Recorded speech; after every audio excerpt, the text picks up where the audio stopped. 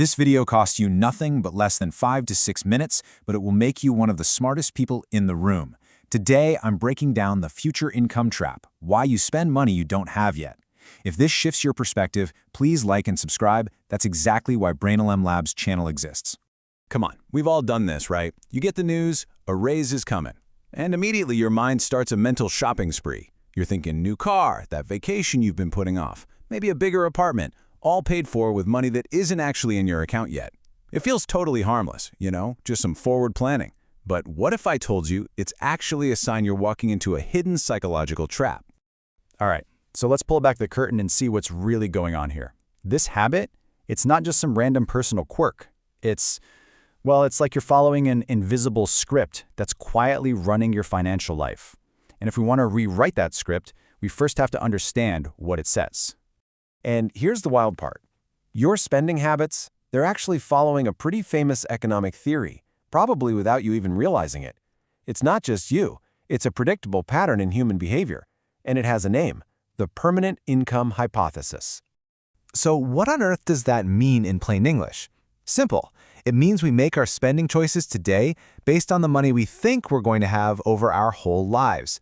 So if you believe your income is just going to keep going up and up, you feel totally justified spending a little more right now. You just figure, hey, my future self can totally handle it. And the result of that mindset is something economists have a fancy term for: consumption smoothing. We all want our lifestyle to feel steady and consistent, right? So we kind of borrow from our richer future self to pay for our not-so-rich present self. We're trying to smooth out the financial road, but we end up creating a whole new kind of risk for ourselves. And that's the absolute heart of the problem. It is a gamble. You're placing a bet that your future is going to play out perfectly, with steady raises, no unexpected job losses, no big emergencies. You're betting on a perfect future. And let's be honest, life is rarely that perfect. So this way of thinking, it's built on a really dangerous assumption. And it's not just some abstract theory. It has a very real and often very damaging cost. That cost is called lifestyle inflation. To really make this hit home, let's look at a quick story. This is Mark. Mark's a great employee. He works hard, he keeps getting raises. He feels like he should be getting ahead financially, but he's not. Let's dig into why. Okay, check out Mark's numbers. In year one, he makes $60,000 and spends $55,000. He gets a nice, well-deserved $10,000 raise. Awesome, right?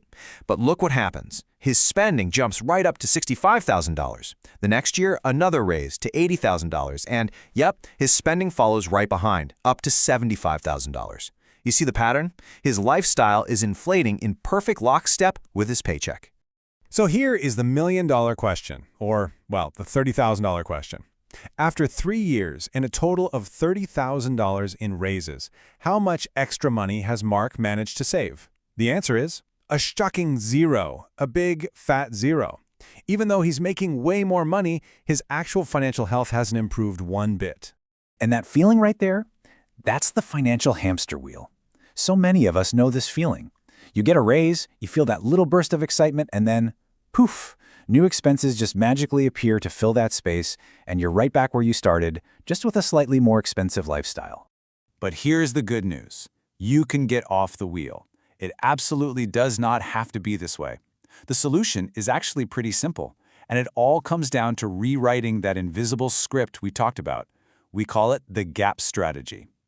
So let's bring in another person to see how this works. Meet Joy. Now, Joy starts in the exact same financial spot as Mark. Same income, same spending. But she makes one small but incredibly powerful change in how she thinks. The gap strategy is so simple, it's beautiful. It's just 3 steps. 1, your income goes up. 2, you intentionally keep your spending exactly the same. You freeze your lifestyle. And 3, you take that entire difference, that new gap between what you earn and what you spend, and you automatically save or invest it. That's it. Now let's look at Joy's numbers. She starts just like Mark, $60,000 income, $55,000 in spending.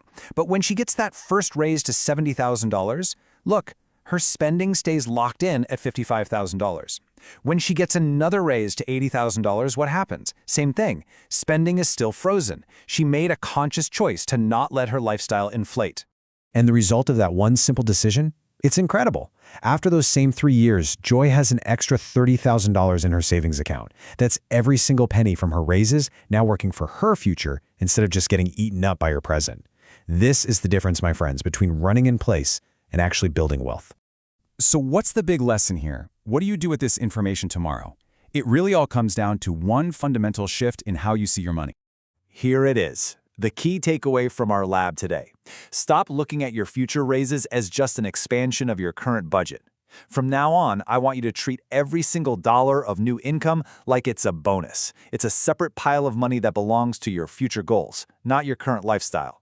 So here's your new 2-step script. It's super practical. First, the very next time you get a raise, make a promise to yourself. You will keep your spending exactly as it is for at least 1 full year. Don't change a thing. And second, the most important part, automate it. Go into your bank app and set up an automatic transfer for the exact amount of that raise to move into savings the second you get paid. You make the decision one time, and you let the system do all the heavy lifting. I want to leave you with this final thought. Think of your future income, your raises, your bonuses, not as fruit that you have to eat today, but as seeds. Sure, you can eat the seeds now, and you get a tiny bit of satisfaction. Or you can plant them. And if you plant them, you can grow an entire forest of financial security. The choice really is all yours. If this helped you think clearly about the future income trap, why you spend money you don't have yet, please like and subscribe. The next video covers what most people still don't see.